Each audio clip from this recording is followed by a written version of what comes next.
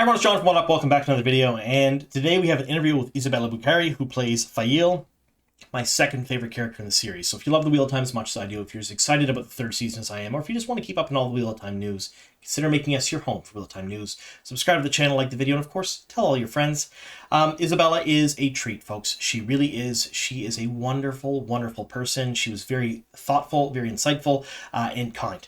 And I got to sit down with her, and it was a whole lot of fun. So here's a few minutes of me asking Isabella a couple of questions, and it ends on kind of a sweet note, and a whole lot of fun here, folks. But I hope you enjoy my interview with Isabella. Hi, hi. How are you tonight? I'm good, John. How are you? I'm fantastic. Amazing talking with you. Before we start, I want to thank you. You are absolutely wonderful, Sfail. I couldn't imagine a better person to bring the character to life on screen, and the fandom just absolutely adores you. So I want to get that out of the way first before before we start, because Oh, you are thank you amazing. so much. That means the world. Thank you. So we have a couple minutes here, so I'd like to ask a few questions. So Faile's my second favorite character in the book series, and her and Parent are my favorite relationship, hands down, bar none. I'd say it's probably the realest relationship that Jordan wrote. I'll get some flack from that from my viewers, but to me, it 100% is. Yeah. Did you know who Faile was when you auditioned, or do you even know which part you were auditioning for?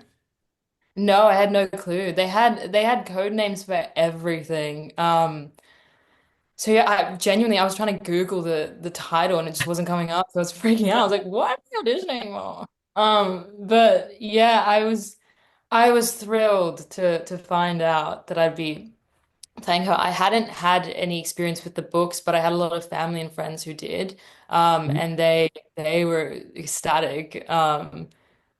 Yeah, I think for me the character I personally fell in love with the character from the get-go. I think she's incredible. So I was very excited to bring her to life.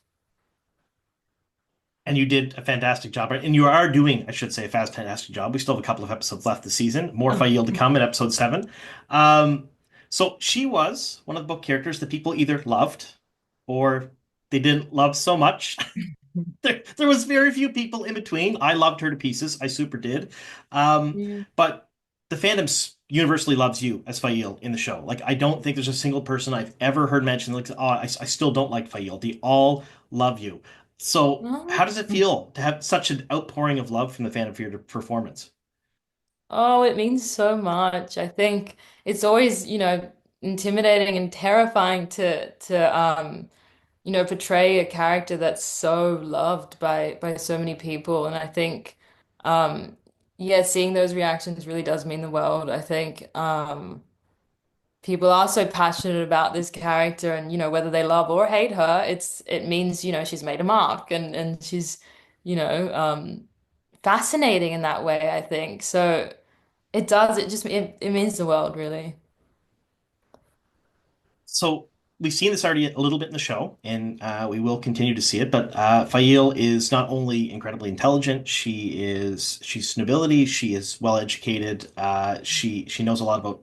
She's very politically savvy, but she's also incredibly physical. So we've seen her doing flips and jumps and attacking people with knives and whatnot. Did that come naturally? Is that something that you were sort of used to? Did you have that kind of training before, or did you learn it all for the show?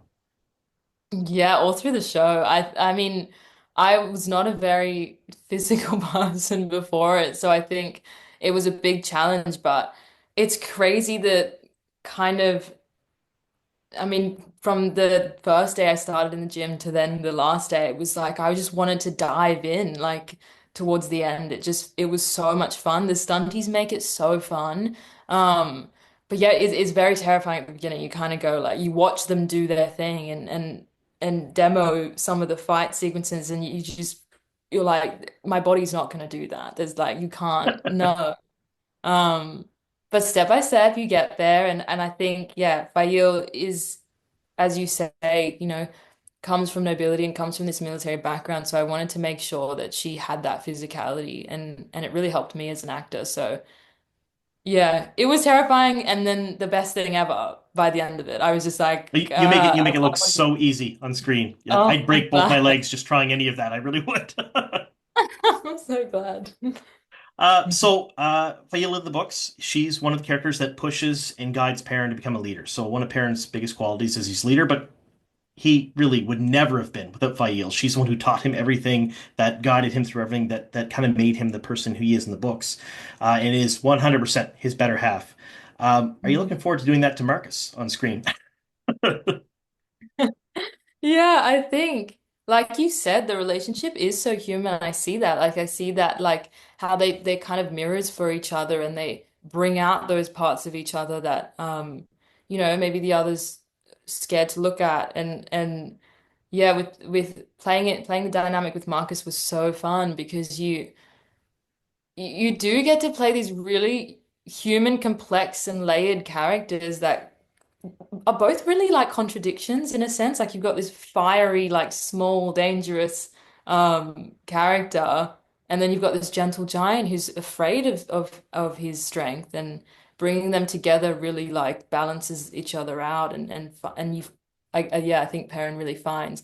I think they see each other, I guess, and I think Fail doesn't see him as having weaknesses per se, but maybe like ways of rewiring how he thinks about things, and maybe his reluctancy is from being scared of harming people, and reframing that and going, if you don't, you are going to harm more people there, like you need to step up. And it was really exciting to play that dynamic. Well, Yeah. it was amazing. The chemistry between you two on screen was phenomenal. It really was. You could tell that you're not only coworkers, you're great friends. Like it just shows Yeah. through. Like it really does. But it looks like we're pretty much out of time. So again, I wanted to end by thanking you once again for this. You probably had a long day of interviews. I do appreciate everything you've done for the fandom, talking with everybody, interacting, and doing these interviews is probably the least favorite part of your job, but it's the one that we all appreciate very much. So I want to thank you so much for that. Thank you. I love it. I do want to say my mom has made you a household name in my house. She watches your videos weekly. She's obsessed with them. She'll call me and she'll be like, I need to update you.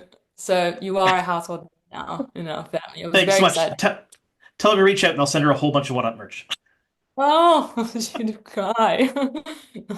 Thank you so much. You have a good day. And I told you it ended on a nice note. Yeah, super lot of fun talking with her. You're going to see a number of other interviews coming up here on the channel. We have one with Priyanka. We have one with Taylor Napier. We have one with the two of them together. We have one with Tori Talks TV. Lots of stuff happening here, folks. Some of them may not come out in that exact same order. They may already be out, but keep watching the channel. If you haven't already subscribed, please click that notification bell as well, because the videos are going to be coming at random intervals over the next few days until we clear the backlog. So I want to thank you so very much for sticking with us here to the very end, folks. Here's to many more.